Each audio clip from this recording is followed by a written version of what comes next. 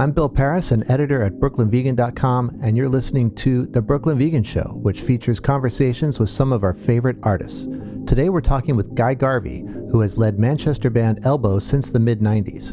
In 2024, Elbow released their 10th album, Audio Vertigo, which is unlike any they've made before, bringing an organic, danceable vibe to their signature anthemic style. I also think it's one of their best. This year, they followed it up with the Audio Vertigo Echo EP, which features 4 new songs that pick up right where the album left off, including one that was co-written with Jimmy Goodwin of Doves. Elbow will also be on tour in the US and Canada this fall for their most extensive North American trek in 8 years, starting September 26th in Washington, D.C. Guy and I talked as Elbow were in the middle of a 3-night stand at Glasgow's Kelvin Grove Bandstand, and we discussed the new EP, the new direction the band took on Audio Vertigo, their upcoming North American tour, their secret to longevity, and lots more. Guy's one of the nicest people you'd want to meet, warm, funny, and down to earth, and it was a real pleasure talking with him. I hope you enjoy. Here's my conversation with Guy Garvey.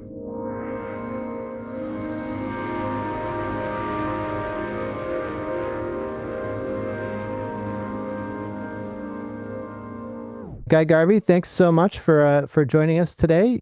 A great pleasure. You're in the middle of a 3-show run in Glasgow, is that right? I certainly am. This gentle, proud, beautiful old city.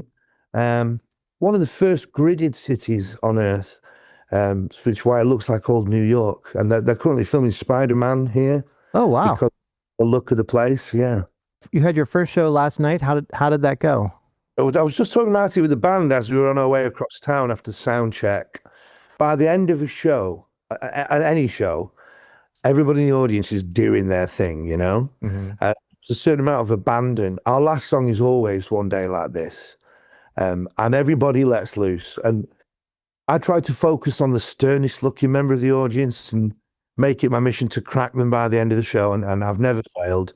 Last night there was a gentleman dancing in front of me who I doubt very much he knew whose gig he was at. He was so out of his mind. And then he couldn't find a way of expressing himself. So he lifted up his shirt and flashed his belly. So then I asked him to do it every 30 or 40 seconds, and he was most obliging. Yeah. So no, it was absolutely joyous. It's like a little Kelvin Grove Park is a beautiful park, and it's a little amphitheater. And it was really good fun. Thank you. Yeah, it was great. Are you doing like completely different set lists between the 3 shows? Yeah, I'd say we swap maybe 4 or 5 of the 17 songs out. We're opening the set with a song we've not played for 20 years tonight called Newborn. Oh, uh-huh. Yeah, and we had to relearn it during sound check just now. I was struck by what serious young men we were. Yeah. I'll probably ask a question about that later. So you just released the Audio Vertigo Echo EP, which, I mean, obviously it shares most of its title with the album that you released last year. Were these songs that came from the same sessions? It was more the idea of the record, the album was such a departure musically for us. It was kind of the desire to go further down that road. Who knows where we're going next? But it was like, there isn't got to be a much better analogy than this, Bill, but it's like, we've got this new vehicle, let's take it for another spin. You know, that's how it felt. And also the track Sober on the EP, which is part of the set and going down very well, was one of the first things we did when Alex Reeves joined the band. And it was such a departure from where we were at that time, which is almost 10 years ago, that I didn't know what to do with it. So we had the groove, and then because I was so stuck with it, I didn't know what to do with it. I employed a last-ditch effort, which was to go down to my studio in Brixton in the dead of night, knowing that nobody else would be there, so nobody else would hear me for sure. And I got blind drunk, and I yarled and spat and just went at it for hours. And then the following day I sifted through it, and the only thing that I liked was the sober hook. So ironically, drunk as a lord, I wrote the hook about, I've never seen you sober. And there it was, and we parked it. But then since doing Audio Vertigo, I came back to it and I was like, oh, I know what to do with this now. And also there's something about EP Land. We really missed B-sides. Nobody needs to do B-sides any longer. Right. And we love the kind of artistic freedom it gave you. It's not as serious as an album. You can experiment a bit more. The pressure's off a little bit. And the EP format is something we always loved. I think it was listening to the band Ride. They did really amazing EPs, which are just these great 25-minute bodies of work. So yeah, it was great fun. I was going to say, listening to it, it didn't feel like leftovers to me. All 4 songs were really good. Thank you. Well, it's kind of designed to extend the album as well. It was to lead people to its parent record. Actually, here's admitting something. The title, Audio Vertigo Echo, came from an AI. It's the only time I've got anything positive out of an AI. Okay. It's never helped with anything else. But I think I typed in, what should we call an EP that's a supplemental to an album called Audio Vertigo? And that was the first thing that came up. Oh, that's worrying. That's really good. AI is a very controversial subject, especially, when it comes to creatives. It's, of course. Yeah. Yeah, it is. It's, I don't know where I stand on it. If you ask it to do elbow lyrics, they all end up with a line along the lines of, we drink with our friends. Amazing. The opening track on it, Disgraceland 463, 465, Barry New Road, is sort of a co-write with Jimmy Goodwin from Doves, right? That's right. I was just going to say, you guys go all the way back. Like, no more further back. And my memory on your discography is not as good as yours is, I'm sure. Have you guys collaborated before? Jimmy has sung on most of our albums just as a backing vocal or something like that. And I've sang on most Dove records. Oh. Do you know the song Snowden? Mm-hmm. That very high-pitched, that Bill runs through it. When I visited them in the studio, they were working with Ben Hillier on that record, who's a good friend. I was in the middle of a tour and something had happened to my voice. I'm actually quite close to it now.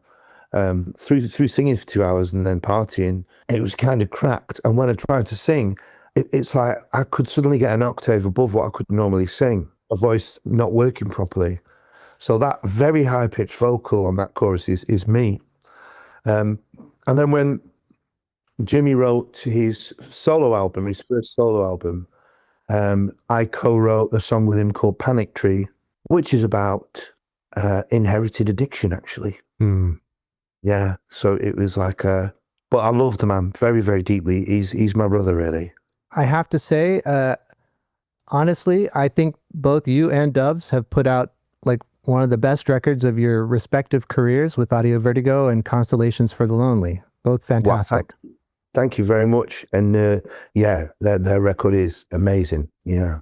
I think it's rare for a band 30 years into their career to make a record as light on his feet as Audio Vertigo is. It's propulsive and like fun is one of the first words that comes to mind with this record, which, I don't want to give like a weird backhanded compliment here, but fun is maybe not the first word I think of with Elbow, Anyway, how did you all come to make a record that was like this? To be honest with you, it's a combination of things, and I can't claim any credit for it. Alex Reeves brings a youthful exuberance to the outfit by literally being younger, and he's like a Tigger character, full of life and fun and mischief. Craig as well has turned a corner in his production style. He's spending a lot less time in the machine, and he's spending a lot more time dancing at the back of the room. He's made some music that's coming out soon, a very special collaboration. It's absolutely knocked my socks off. He played it to us the other night. I won't tell you any more about that because it's his to announce, but it's very, very, very poppy and groove based. So it's coming from Al, it's coming from Craig, and then Pete. If there's fun to be had, Pete Turner is there. And actually, Her to the Earth on Audio Vertigo, when they presented it with me, it's like there's like this a keyboard sound that starts the song that I can only describe as ridiculous. Mm-hmm. It's a comedy. It sounds like Amdram theme from Jaws or something. And I was like, I'd been out of the room working on another song, which was quite a heavy song, actually. I was having to dredge a little bit. And I came back in, and I literally said, what the fuck is this? And they were like, it's fun. And I'm like, well, I can't be the guy who's not the fun guy, you know? And when I started working on the vocal, it was coming across like Hall and Oates or something. And then I offered the foil, which is very, very homage to late 80s talk, particularly the snare tom tambourine thing that comes in. It's so similar as to be an homage. And it's become my favourite song on the record. Mm. The most challenging to work on, and the thing I just did not get, I ended up really loving working on it. And the girls that sang the backing vocals are just extraordinary as well. Just amazing. Alex may be the answer to this question, but how do you guys keep things interesting 30 some years? I think it's partly to do with being a real collaboration. We've had 45 minutes worth of discussion over what we should play this evening. Mm. That happens every day. And we could co-produce a cup of tea, man. The things that we will argue the toss over. And it isn't power grab. And it isn't wanting your own way. Although hilariously, my son was dragging his feet. He's 8 years old, Jack, the other night. And I'd got him in the shower, and then I'd got him clean, and then I managed to get him out of the shower, but he was dragging his feet all the way. And then I lost my temper. I was like, honestly, Jack, you just want everything your own way. And he went, everybody does. And I said, you're absolutely right. I couldn't argue with him. But yes, we do care very deeply, and I actually use the phrase more perfect, borrowed from you guys. I use that phrase all the time. Hmm. Yeah, because you can always go a step further and you can always find something new. So the fact that we all write means that the influences are changing constantly. They're coming from very different places. Yeah, they're just like inventive, lovely men. I mean, there is also the thing that we've hit middle age, and some men get grumpy when they hit middle age. You know, I mean, particularly if they were dashing as young men, you know, they can get a bit grumpy and or they become so completely obsessed with their health that they become boring. And I just said that all that's happened with Elbow is that they've all mellowed into their happiest, kindest selves. You know, and that's just the look of the draw. Because it's not happened to all my friends. And that, we just feel extremely lucky to be doing it. 3-day residency in Glasgow, it's just a dream. It almost feels like you guys are Benjamin Buttoning it a little bit. You know, like Asleep at the Back, kind of, you know, you listen to it now, it feels like the mid-career album by, you know, stately masters of their work. And Audio Vertigo is like the debut album from a bunch of young upstarts. Well, that's great. I hope it doesn't look like we're trying to appear younger, you know? It's like, if anything, I dread that. Yeah, I don't know. There was a conscious decision to it.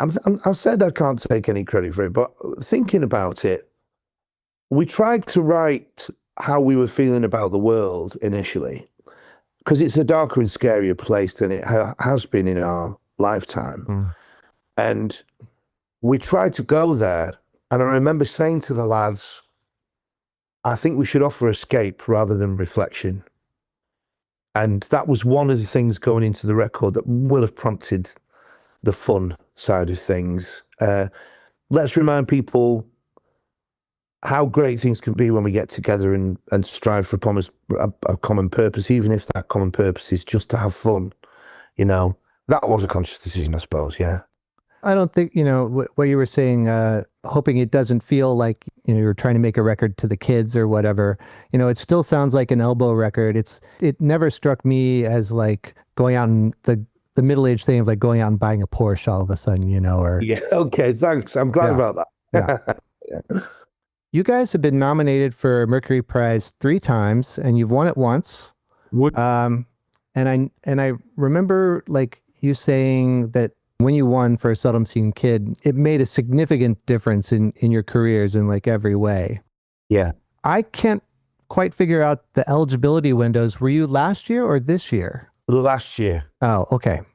Yeah. No, it was difficult. It was you kind of hoped to be nominated for that kind of thing, and we thought it was a record deserving of a nomination. But you don't know who's in the room with the Mercury, and that's right. You shouldn't be able to predict it, and the fact that it keeps you guessing is a really good thing. It keeps people interested and focused on it.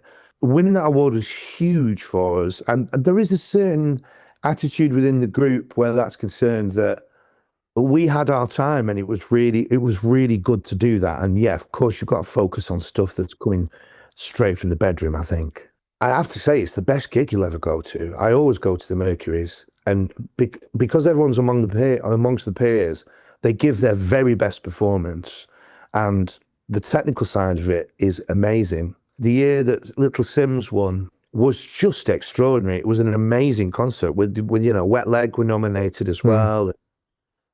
And then I thought back to 2008, and when we won the Mercury, that award, along with all the other awards, were very boozy, laddie affairs. And by stark contrast, everybody that was nominated that year that Sims won took the trophy off the stage and went to a table where their family was sat down. Everybody had their mums and dads there, and all of the nominated acts were with family, and it was altogether more wholesome.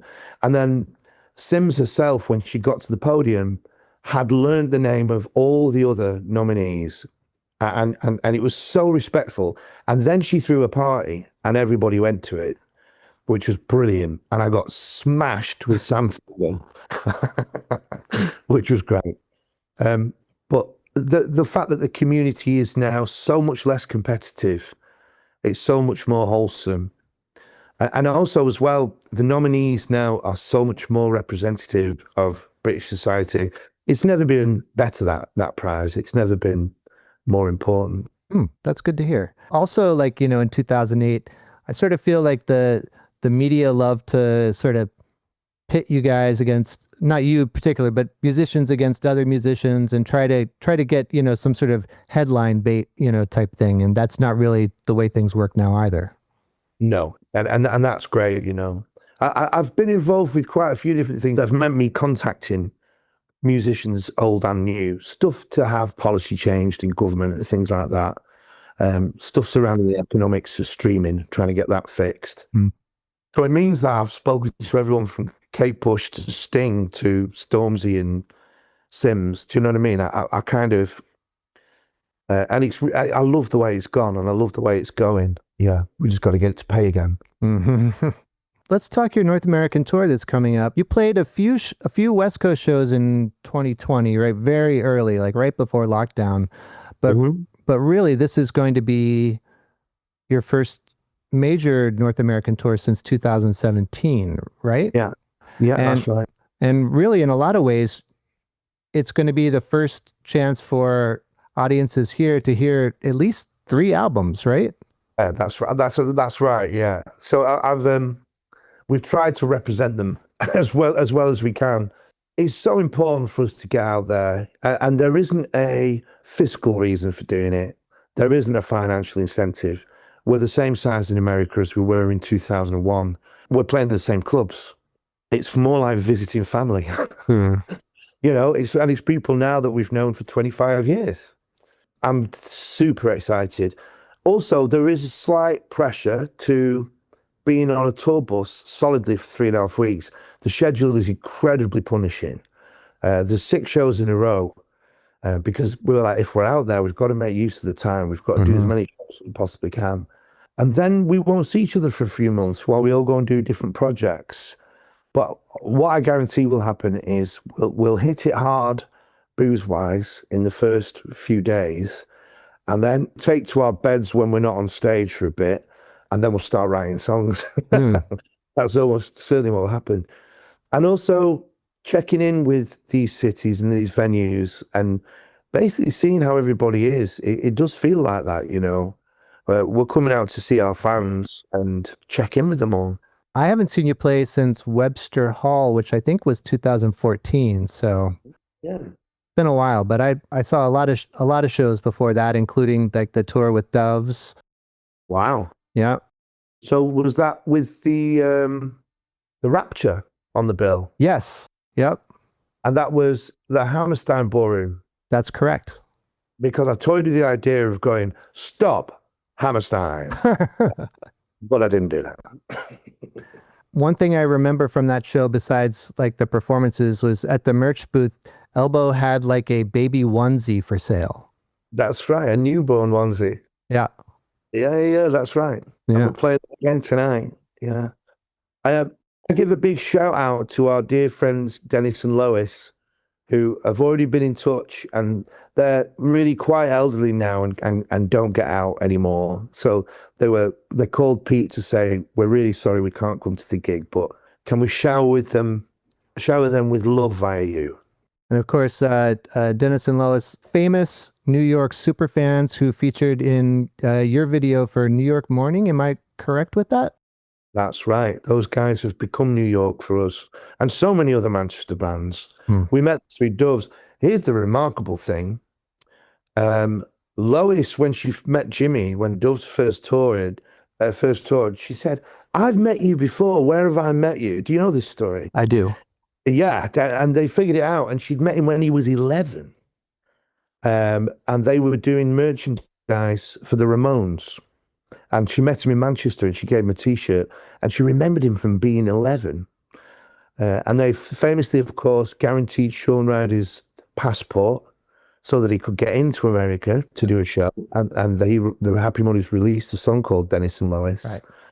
And they're mates with Damon Albarn. I think they're probably the only people on earth that Mark E. Smith was nice to, including me. I used to see them at shows like all the time, and I didn't realize who they were. And then it might have even been the video for New York Morning that like, oh, this is Dennis and Lois. And I was like, Dennis and Lois, Dennis. And it's like, oh, the Happy Mondays song. And like all of a sudden, you know, it opened up a weird portal or something. I don't know. They're such sweet people. Well, they used to follow us around the country when we were touring the States in a car bought for them by the Mekons. Yeah, don't they have a Mekon's license plate or something? That's right. Yeah. Yeah. So on this tour, are you guys going to have an opener, or is it an evening with Elbow? Funnily enough, after this Zoom, we're going to go and listen to a load of candidates, and we'll have probably quite a few different openers, which is great. We love doing that. We've got 3 different ones in Glasgow, but they're all from here. I see. Our old friend Chris Duncan. Last night we had Lewis McLaughlin, who's a new guy who's brilliant, and then tomorrow is Zoe Graham, who's also a brilliant new act, who we know through Alex having drummed on her album. Yeah, it's how we make our friends. Will you do a different set list in America and Canada than you would in say the UK? There are so many different elements. I wouldn't have said that we'd change it up because it was America or Canada. In Belgium, for instance, Lippy Kids is bigger than One Day Like This. So, you know, you do get those little sort of anomalies from country to country. The main difference, I think, probably in America and Canada will be that we haven't been there for those specific records. So try and include something from all of them. We've been playing the song The Seldom Seen Kid, which was from Flying Dream 1, the record we made during the COVID pandemic. And it's been going down great. So yeah, we've got some undiscovered albums as well that people, I don't know, for one reason or another haven't heard. Just a couple more questions. Elbow, of course, are from the greater Manchester area, and I can't not bring up Oasis and the reunion, which is like, you know, made headlines. Have you gone to see one of the shows? I haven't, but I'm among my friends. It's peculiar that I haven't. My very dear friend Hannah O'Riordan was doing the community outreach from the point of view of the festival or the gig organisers. And I used to live in Prestwich. In fact, my school overlooks Heaton Park, where they did their first shows there. The worry was, back in the day, there was an element to Oasis crowd which was as unpleasant as men get. And it really ruined things. If you were there to see the band, these absolute horrors were always there. And the worry was that would happen again. And apparently nothing like it. Just uplifting, joyous. All their songs are so uplifting. So they're all about ruling the world. And I think, you know, the sort of stern, no smiling, macho thing that they were doing in the first place, I think they were compensating for having written loads of really uplifting, lovely songs. I think it was a challenge to the male ego. And of course, they invented a new haircut and a new way of walking. Were you a fan in the 90s? Yeah. When they appeared, it was the most refreshing thing. It was just like, the attitude was just, it was amazing. It was amazing. I used to listen to the first album when I was going to the housing benefit office for an argument. Yeah, just to get stoked up. I'm going to see them here in at the stadium in New Jersey, but I wish I had gone to one of the UK shows. It just won't be the same, I know. There was about 8,000 people who showed up to Heaton Park knowing they wouldn't get in. And there was one spot in the park where you could see the screens over the fence, and it became known as, what was it called? Wasn't it Oasis Hill? Was it Gallagher Hill or something? Something like that, yeah. And my friend Hannah said that was the best atmosphere in the whole place because everyone was singing every word, you know. And I'm so happy for them. Our friend Christian is in the band as well, and happy for him. You know, it's just like, it's the biggest gig you could possibly have. And its impact is just unignorable, isn't it? Yeah, for sure. All right. Last year, you made us a list of your all-time favorite albums, which was great and kind of played into Audio Vertigo too in some ways. And we do here on the podcast, the last question is always like a top of the mind, off the top of your head thing. Can you just name 5 records that you think everyone should own? You don't have to overthink it. Okay. Spirit of Eden by Talk Talk. For the Roses by Joni Mitchell. Swordfish Trombone by Tom Waits. There's a Riot Going On by Sly and the Family Stone. How many is that? Is that 4? And Real Life by Jonas Policewoman. All right. Guy, thanks so much for talking with us this week. Is there anything else we should know before we get off here? Just that I'm over the moon to be coming to see you guys, and I can't wait. We're going to have so much fun. Thanks again to Guy Garvey for talking with us, and be sure to check out Elbow's Audio Vertigo, which was one of my favorite albums of 2024, as well as their new EP, and go see them this fall on tour. Meanwhile, you should check out our other podcast, BV Weekly, where my coworkers Dave and Andrew discuss the week's hot button music news, the latest releases, and more. You can also follow us on social media, and if you like this episode, be sure to like, subscribe, write us a review, give us 5 stars, and tell your friends about it. These things really do help. Big thanks to our mix engineer Nick Gray and Michael Silverstein for the theme music. I'm Bill Pearis. Thanks for listening.